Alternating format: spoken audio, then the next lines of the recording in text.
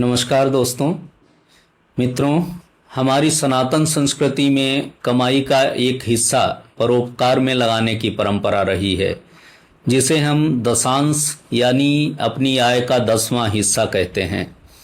आज मैं आपको आपके ही घर से शुरू होने वाला एक ऐसा छोटा व्यवहारिक और चमत्कारी नियम बताने जा रहा हूं, जो न सिर्फ आपके जीवन में समृद्धि लाएगा, बल्कि अगर हम सब मिलकर इसे अपना लें तो इस देश में पैसों के अभाव में किसी गरीब की असमय मृत्यु नहीं होगी। ये नियम बहुत सरल है। महीने के शुरुआती 3 दिन, पहले दिन मात्र 10 रुपये, दूसरे दिन 20 और तीसरे दिन 30, कुल मिलाकर होते हैं 60 रुपये। इस 60 रुपये को अलग निकालिए और किसी भी ज़रूरतमंद की कोई छोटी सी ज़रूरत पूरी करके देखिए। फिर अपने जीवन में आने वाला मानसिक और आर्थिक चमत्कार देखिए। आज हम इसी छोटी सी दिखने वाली बचत के पीछे छिपे क्रेडिट फंडिंग और सामूहिक चेतना के महाविज्ञान को समझेंगे।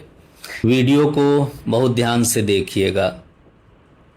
मित्रों, अब जरा इसके पीछे के शुद्ध गणित और इसकी ताकत को समझिए।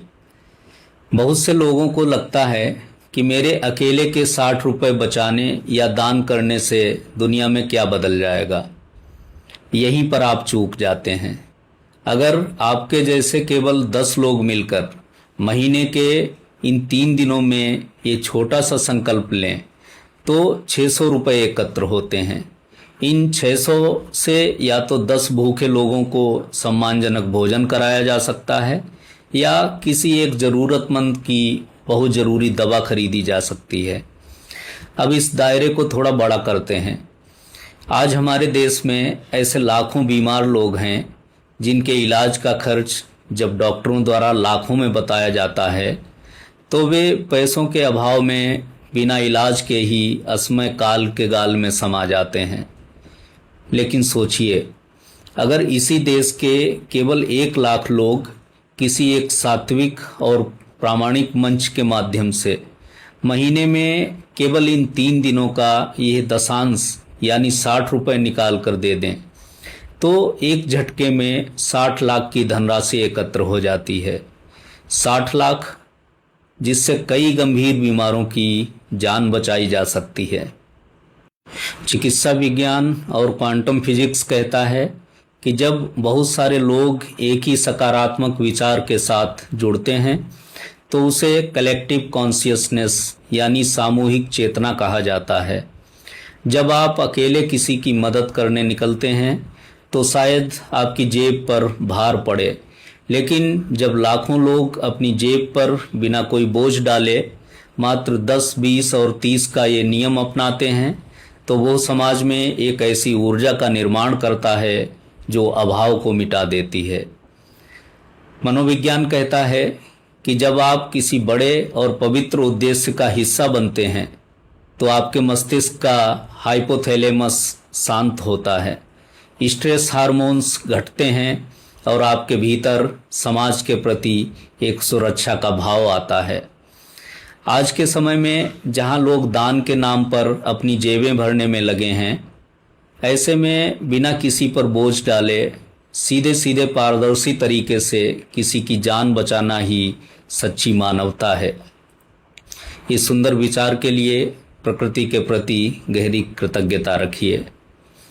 दोस्तों, जरा आंखें बंद करके सोचिए, ऐसा हो तो कितना अच्छा हो। एक ऐसा समाज, एक ऐसा मंच जहां कोई भी व्यक्ति इसलिए न मरे कि उसके पास अस्पताल की फीस देने के लिए पैसे नहीं थे, जहां लाखों लोग मिलकर चुपचाप बिना किसी दिखावे के बूंद बूंद से एक ऐसा महासागर खड़ा कर दें जो मानवता की रक्षा करे।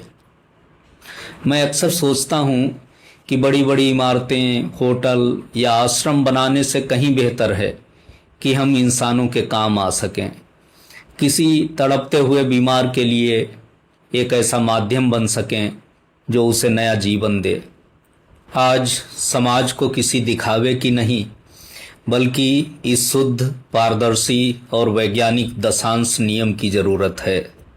मेरे प्यारे दोस्तों, ये 10, 20 और 30 रुपए का नियम आज से ही अपने घर में एक छोटी सी गुल्लक या डिब्बा बनाकर शुरू कीजिए।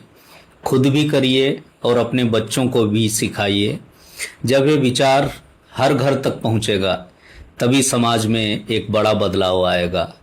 अगर आपको लगता है कि भविष्य में हमें मिलकर एक ऐसा ही पारदर्शी और पवित्र माध्यम तैयार करना चाहिए जो सीधे तौर पर इन पैसों को केवल और केवल मरीजों के इलाज और अस्पताल की सुविधाओं में लगाए, तो कमेंट बॉक्स में पूरे विश्वास के साथ अपनी राय दीजिए और लिखिए, हम इस सामूहिक ऊर्जा के साथ हैं, या जय श्री कृष्णा।